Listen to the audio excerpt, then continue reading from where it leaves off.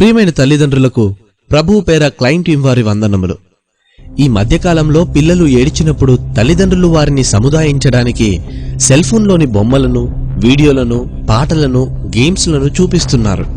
వారి ఏడుపు నాపడానికి ఒక సాధనంగా ఈ పరికరాలను ఉపయోగించాలనుకున్న తల్లిదండ్రులు ఆ పరికరపు చెడు ప్రభావం వల్ల చివరికి నిట్టూర్పు విడుస్తారని తెలుసుకుంటే నేడు మీరు నివ్వరపోతారు.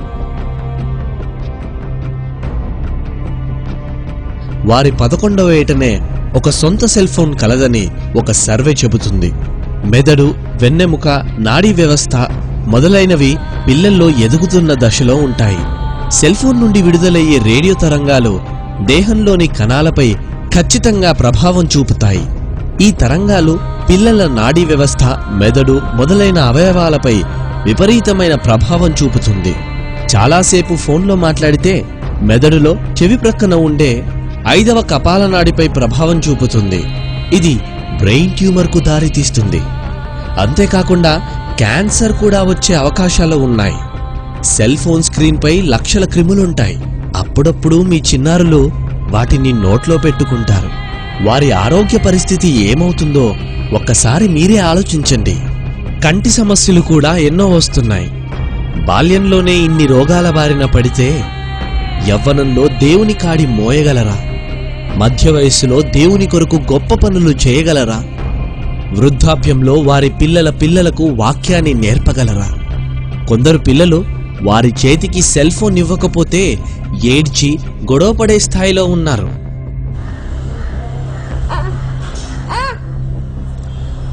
మరికొందరు పిల్లలు నిర్విరామంగా సెల్ ఫోన్లో విపరీతంగా గేమ్స్ ఆడుతూ ఉంటారు. ఇలా సెల్ ఫోన్ని విపరీతంగా వాడిన ఒక అమ్మాయి పరిస్థితి చూస్తే నిజంగా చాలా బాధ అనిపిస్తుంది. ఓసారి చూద్దాం. ये मैंने वीडियो इसलिए सेंड की है कि ये जो बच्ची है इसके साथ जो प्रॉब्लम है वो इंटरनेट यूज़ करने से हुई है। मोबाइल और ये आईफोन, आईपैड जो हम यूज़ करते हैं, हमारे बच्चे बहुत ज़्यादा कसरत से यूज़ करते हैं। इस वजह से इस बच्ची के मेंटली इसको प्रॉब्लम हुआ है। और जो ये प्रॉब्लम हुआ है इसको, उसमें ये जो डॉक्टर हैं उन्होंने ये बताया है, और वो जो लेडी ने जो ये बात बताई है वो मैं आपको भी वो ऑडियो भी सेंड कर देती हूँ। और प्लीज़ अपने बच्चों को नेट से, आईपैड से प्लीज़ दूर रखें, मोबाइल से।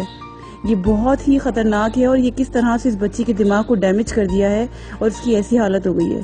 सो लिहाजा ये प्लीज़ और भी जितनी जगह हो सके इस वीडियो को सेंड करें आप प्लीज़।